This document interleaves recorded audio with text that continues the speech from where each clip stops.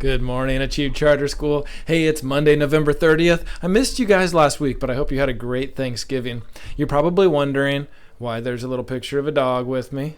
There's a dog joining me for morning assembly today. I'll tell you about that in a minute, and a couple of other exciting things for this week. But before we get into that, please stand up for the Pledge of Allegiance. Stand at attention. Salute. Pledge. I pledge allegiance to the flag of the United States of America, and to the republic for which it stands, one nation, under God, indivisible, with liberty and justice for all. Nice job. You all can have a seat. Well, let's start with telling you why there's a picture of a little dog up here. That's actually Mrs. Baber's dog. If you know Mrs. Baber that works in the office, this is Roxy, and it's her Jack Russell Terrier. And we're actually going to talk about Jack Russell Terriers all week this week because, number one, they're super cute and I love dogs.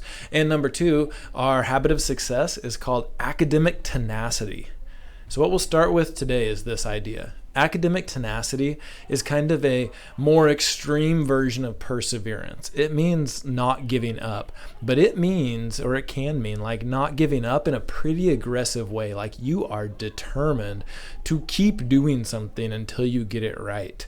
And we're going to talk this week about how do you keep yourself like strong enough to keep trying, how do you keep yourself motivated. Also, how do you figure out the different roadblocks that are in your way? And one really great example of this is a Jack Russell Terrier. I mean, these dogs are actually known for being tenacious. If you look up tenacity or tenacious on the internet, pretty quickly you start seeing pictures of Jack Russell Terriers. Once they get on their job, they are just like completely focused on that thing, and they're not going to give up until they do it. Interesting, one video I was watching that I might show you guys referenced the fact that Jack Russell Terrier owners can often have that same trait. So, and you know what? I know Mrs. Baber, and she does have a lot of tenacity. Like once she starts something, she does not give up. So we'll talk about that throughout the week. And you know, one area that you probably are already thinking that you have shown tenacity is during PLT time when you're working on your PFAs. These power focus areas are hard, but they also take multiple attempts. So you actually do have to try more than once, keep yourself motivated, find out what obstacles are in your way. And we're going to talk a lot about that this week. Before we dive into that topic though, I want to do this. I want to tell you about two different challenges we have happening this week. First challenge, and actually both of these challenges are going to happen the next 3 weeks until Christmas break. First challenge is this. Look at this big old roll of tickets I've got here. Okay. Every time in the next 3 weeks that you pass a PFA, you are going to get one ticket. And then for the next 3 Fridays, we're going to sell hot cocoa. The price for a cup of hot cocoa at Achieve right now is 2 tickets. In other words, if you pass 2 PFAs this week, you can buy a cup of hot cocoa. That hot cocoa cannot be bought for any amount of money. You show up with a $100 bill, I am not selling you hot cocoa. You have to have 2 of these tickets. Tickets are non-transferable, so make sure your name is put on these. Teachers, make sure they put their own name and the date. Don't lose your tickets. If they're lost, they're gone. You cannot transfer them, so you can't just work really hard and then buy your friend hot cocoa. Sorry for this one. The only way to get the hot cocoa is if you pass PFAs. Passing those PFAs will give you the sweet taste of success and the sweet taste of hot cocoa. Okay, that's a bit much for first thing in the morning. I'll rein it in. Okay, second thing we have going on is a little class competition. So when you pass that PFA, your teacher is going to give you a ticket, but it's also going to earn your class 1 point. 1 point per PFA for something that we're calling the Snowman Challenge 2021. Let me tell you about the Snowman Challenge. Your class can use your PFA points. Oh my goodness, look at that slide. That makes me so happy. Do you want to build a snowman? Okay. I want to build a snowman. Mr. Wright, what do I need to know? Rules. For every quantity of PFAs passed for each snowman part, you'll have to see the slides below, you can earn pieces of your snowman. So you get 1 point, like I said, per PFA, but you're going to have to save those points and add them up. Oh man, there's an example of a really nice snowman that was built by buying some different parts.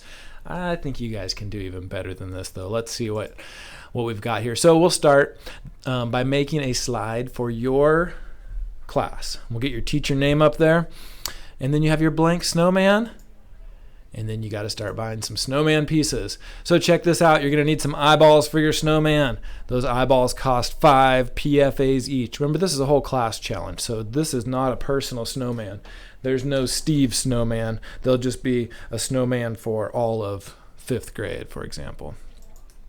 You're going to need a mouth. Oh my goodness, I love those. I like that one down there at the bottom that's just like wide open. It looks like it's singing. Can you see where I'm pointing, or is that too small?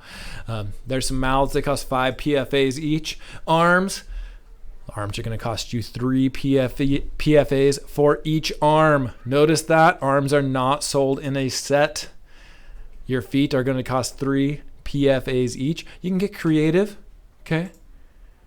All right, we've got some hats like that. Start accessorizing your snowman. Oh, hair, man. Oh, 5 PFAs. I might even have to make a sale price for some of those beards. Those look amazing. I hope your snowman grows a beard. Got some extras here. We've got the witch's broom. Okay, no, that's probably from Frosty the Snowman. There's a line to sweeping in that. There's some lumps of coal. There's some buttons, some different types of carrots, some background objects for your scene.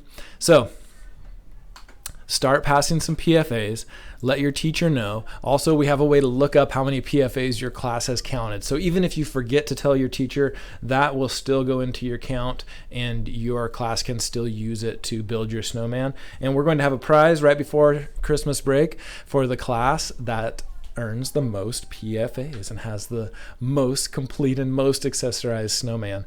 So get to work today. A couple points of clarification. This does not mean you can work on PFAs during project time. If you're finished with your project and it's amazing and your teacher says you can work on PFAs, that's fantastic. But you need to make sure you do your other work first. Start earning some tickets. I'll go to the store and buy some hot cocoa. We'll have a little hot cocoa party every Friday. 2 tickets gets you a cup of hot cocoa, and PFAs helps you buy parts for your snowman.